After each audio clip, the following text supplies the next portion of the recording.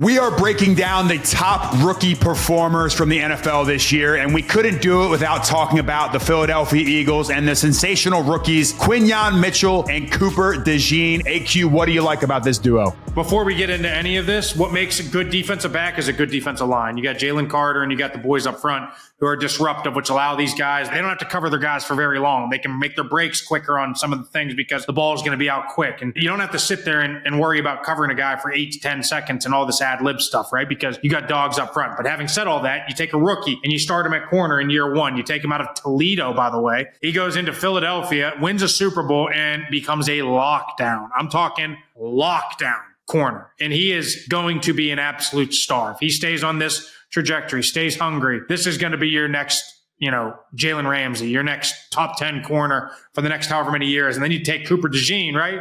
One half of the exciting whites. When you see a white DB back there, you attack him, right? Period. Oh, yeah. Milk check. We call it milk check in the room. Every single time when you see that, they're going to go after him. Well, go after him. Go after him. He's damn good. There's a reason he was drafted when he was drafted. There's a reason he's had the success that he's had. And when you look at him and the other half, the one half exciting whites, those two guys are always around the ball. They're always making plays. They're getting fumble recovery. They're punching the ball out. They're great in coverage, but they're also doing all the extra things and making the big play. Well, that's the one thing I loved when I turned on Quinyon's tape is he's a willing and able tackler. If you look at the Super Bowl, he's coming up and he's hitting running backs. He's sticking his nose in there. You have to love it. I had Fletcher Cox on my show a week ago, and he talked about, hey, that secondary better buy the D-line some watches. He was saying Rolexes. He said the defensive backs, starting with Darius Slay, should be buying Rolexes for the entire D-line. The Eagles defense in the Super Bowl did not pressure one time. They brought 4 rushers the entire game, got home at like a 38% pressure rate. So all of it goes hand in hand. But last year, the Eagles had the D-line, but they didn't have the defensive backs that could even cover for 3 or 4 seconds. So you add in Quinyon Mitchell, you add in Cooper DeJean. Cooper DeJean's back there returning punts for them as well. They were the difference maker. After the bye week, Cooper DeJean came in and became the starting nickel over Avonte Maddox and became a difference maker for the defense. These are 2 guys that are going to be part of the long-term plans of Philadelphia. You look at what Patrick Surtain's doing out in Denver as your defensive player of the year. Quinyon Mitchell is that mold of, I'm going to be a lockdown receiver. Put me on Terry McLaurin in the playoffs. I'm going to shut him down. Put me on your alpha number 1 receiver. I mean, you look in his own division. He's going to have Malik Neighbors there in New York. He's going to have CeeDee Lamb. I mean, he's going to have the true test and Terry McLaurin against the Commanders. So this is a guy that you're going to put on the island, let him do his thing, and let the D-line go get after that quarterback. And that gets me super excited if you're an Eagles fan. And I think these are 2 guys that are young, emerging stars in this league. Me and you are defensive back experts. But when you see a guy like that stick his nose in there, come up and play the run, as an offensive lineman, that gets me excited to go up and like grab the defensive back. So what are your overall grades for these 2 guys, Q? Again, Howie Roseman, A, right? Like, I think whenever you saw Cooper DeJean, they drafted him, I think, in the 2nd round, right? And you see that, and he wasn't really playing a whole lot early in the season. And you're like, ooh, did they miss on this one? And then in Howie Roseman fashion, he shows up after the bye week and becomes an absolute star. And it was like, why wasn't this guy playing? Well, maybe, again, like people don't realize how hard it is to come in as a rookie and be able to play right away. Well, maybe he needed 6 weeks. Maybe he needed 8 weeks after training camp. Maybe there were some things that just weren't clicking. And maybe they did him a solid favor by not putting him in too early, because a lot of times they put guys in too early, they lose the confidence, and then they're a shell of themselves, right? And so they put him in at the right time. They put him in at the right moment. He ends up excelling.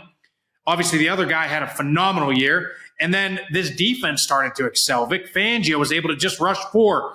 When you turn on that Super Bowl tape and Travis Kelce's running just a simple over route and you pause it as he's dropping the ball, there's 6 people around him at all times. When your D-line's eating, you can just let these guys do what they need to do. Not to mention, he's a good blitzer. He's good in special teams. He does things. He gets around the ball. He makes plays. He's good. He does all the little things right. Again, that's what makes special players in the NFL, by doing all the little things. Everybody's got the talent.